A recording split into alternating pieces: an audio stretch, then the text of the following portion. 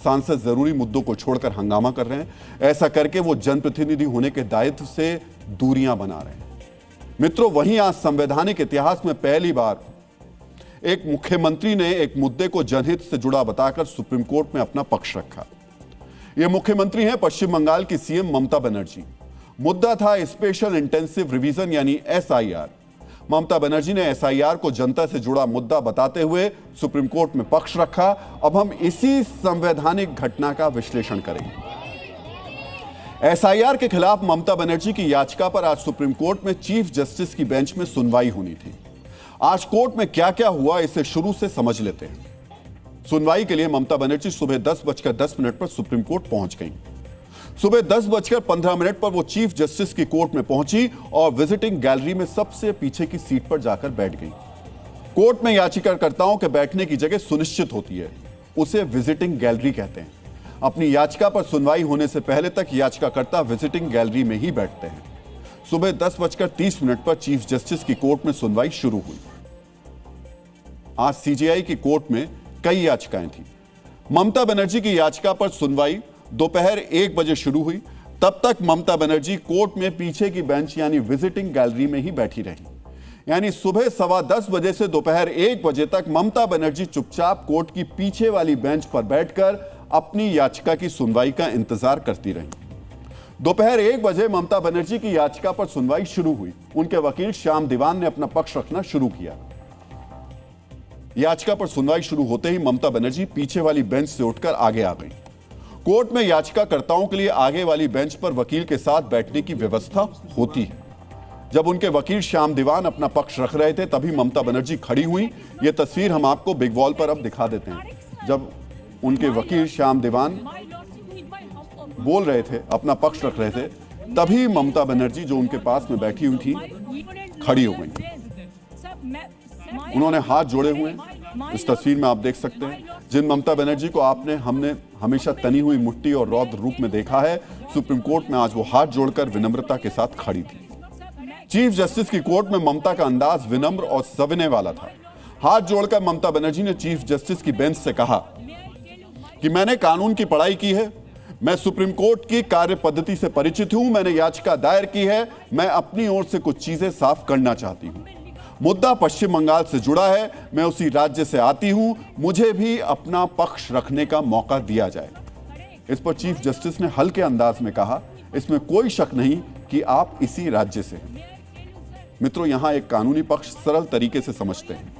Court में वकील याचिकाकर्ताओं का पक्ष रखते हैं, फिर ममता बनर्जी ने अपना पक्ष रखने की इजाजत क्यों मांगी? क्या ममता वकील है? अब गौर से सुनिएगा। Mamata Banerjee LLB degree holder हैं, लेकिन उन्होंने किसी स्टेट बार काउंसिल में रजिस्ट्रेशन नहीं कराया है। ऑल इंडिया बार एग्जामिनेशन भी पास नहीं किया है, ना ही बार काउंसिल ऑफ इंडिया से सर्टिफिकेट ऑफ प्रैक्टिस लिया है। कोर्ट में बतौर वकील पेश होने के लिए यह सब जरूरी है। ममता जी के पास LLB की डिग्री तो है, लेकिन उससे आगे की प्रक्रिया उन्होंने पूरी नहीं की, इसीलिए उन्हें प्रैक्टिसिंग एडवोकेट नहीं माना जाएगा। कानूनी भाषा में कहें तो ममता बनर्जी लॉ ग्रेजुएट हैं, लेकिन एडवोकेट नहीं है। फिर ममता ने सुप्रीम कोर्ट में अपना पक्ष रखने की इजाजत क्यों मांगी? ममता जी ने कोर्ट में बहस करने की अनुमति मांगने के लिए एक अंतरिम आवेदन दायर किया था। यह कानूनी प्रावधान है, कोई भी व्यक्ति कोर्ट में स्वयं अपना पक्ष रखने के लिए याचिका दायर कर सकता है। आवेदन में उन्होंने कहा था, आर्टिकल 32 रिट में याचिकाकर्ता होने के नाते वो मामले से पूरी तरह वाकिफ हैं, इसलिए उन्हें पक्ष रखने का मौका दिया जाए। डीएनए मित्रों, दोपहर 1:16 पर ममता बनर्जी ने चीफ जस्टिस की कोर्ट में अपना बात रखनी शुरू की। बेहद विनम्रता के साथ हाथ जोड़कर उन्होंने अपना पक्ष रखना शुरू किया। सबसे पहले उन्होंने कहा, मैं आपकी उदारता के लिए आभारी हूं, मैं चीफ जस्टिस जस्टिस बागची और जस्टिस पंचोली की आभारी हूं।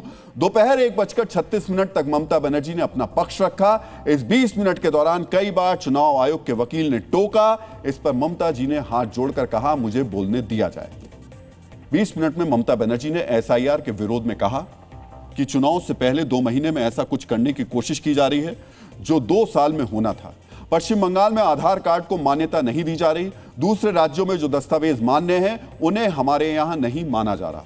जल्दबाजी क्यों हो रही है? 100 से ज्यादा लोगों की जान चली गई है, BLO की जान जा रही है, पश्चिम बंगाल को निशाना बनाया जा रहा है। माइक्रो ऑब्जर्वर नियुक्त किए गए हैं जो बीएलओ के अधिकारों को दरकिनार करते हुए नाम हटा रहे हैं। बेटी शादी के बाद पति का सरनेम इस्तेमाल कर रही है तो इसे भी मिसमैच बताकर नाम डिलीट किया जा रहा है। ममता बनर्जी के बाद चुनाव आयोग के वकील ने कोर्ट में अपना पक्ष रखा। सुनवाई के बाद कोर्ट ने चुनाव आयोग को नोटिस जारी किया और अगले सोमवार यानी 9 फरवरी तक जवाब मांगा है। इस तरह एक आम सुनवाई खास बन गई और आज का दिन कानूनी इतिहास में विशेष दिन के तौर पर दर्ज हुआ। मौजूदा सीएम ने कोर्ट में अपना पक्ष रखा। सिर्फ इतना ही नहीं, कोर्ट में ममता जी का जो विनम्र अंदाज दिखा वो उनके चर्चित छवि से बेहद अलग है। हाथ जोड़े ममता बनर्जी की यह तस्वीर एसआईआर के खिलाफ कानूनी लड़ाई का एक अहम दस्तावेज बन गई। साथ ही ममता बनर्जी ने यह संदेश भी दे दिया कि वो एसआईआर के खिलाफ सड़क से सुप्रीम कोर्ट तक लड़ाई लड़ रही है। यहां एक छोटी सी जानकारी हम जरूर शेयर करेंगे कि पश्चिम बंगाल में अप्रैल या मई के महीने में विधानसभा चुनाव भी होंगे।